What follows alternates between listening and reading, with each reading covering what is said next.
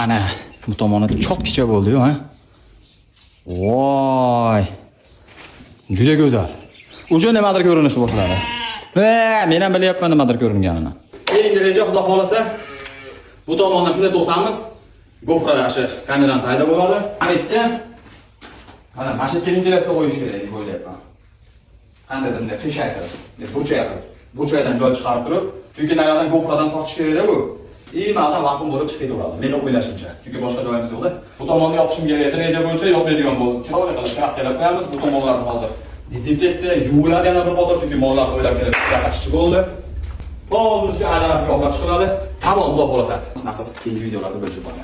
Hozirgi paytda ko'pchilikka zarur bo'lgan xizmat turini obzorga kelganmiz. Bu xizmat turi aniq sizga kerak bo'ladi. Bu issiqda bozor yurmasligingiz uchun akalarim o'zi bilan stoykasi, regeli, hamma taqinchoqlarni o'zi bilan olib kelishadigan. Bu akalarim konteyner profilidan shunaqa tom, naves, lesa, so'kcha, lyuboyga temirga bog'liq bo'lgan masalalarni hal qilib berishadi. Bu issiqda tom yopishda o'zi bo'lmaydi, lekin bu akalarimga issiqda vobshe qiziq yo'q. 340 kvadratli joyda 10 kunda chiroyli qilib patni yulib qo'ygan. Agar sizda katta xolodilnik, tom, naves, uzunasi 25 metrli tom qildirmoqchi bo'layotgan bo'lsangiz, bestoyka akalarim chiroyli qilib berishadi. Tom yopilayotganda eng nozik masalalardan biri tuniga shipirdan tashqari o'zimizda Soyuzli shipirini ko'taramiz deganlar uchun albatta aka bu Soyuzli shipiri bosilgan, muammosi yo'q, o'zlari garantiya berishadi, chiroyli qilib sifati ishiga javob qilib aka xizmatingizni qilib berishadi. Albatta narx-navolari 1 kvadrat tom yopish xizmati 150 ming so'mdan boshlanib 350 ming so'mgacha boradi. Bu akamga samar, rez, balgarka, taqir, tuxur temir desa hech narsa olib bermaysiz. Hamma narsasini o'zi bilan olib keladi. Stoykasi, regeli, hamma yo'q. Sizni umuman bezovta qilishmaydi. O'zbekiston bo'yicha va qo'shni davlat Qozog'iston, Qirg'iziston, Tojikiston butun planeta bo'yicha xizmat olib boradi. Bemalol telefon qiling, nomerlarni qoldirib qo'yaman. Qanaqaki xizmatingiz bo'ladigan bo'lsa, akam xizmatingizda. Xo'p, konsovkasini ko'ring buni.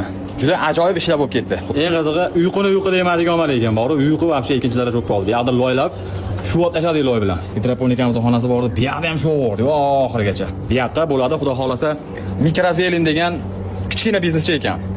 Juda qiziqib qoldim. Salat bargini yetishtirish bo'yicha, salat bargini o'zi narxi ham qimmat ekan. 30 ming adashmasam shunaqa deyishdi. 1 kilosi.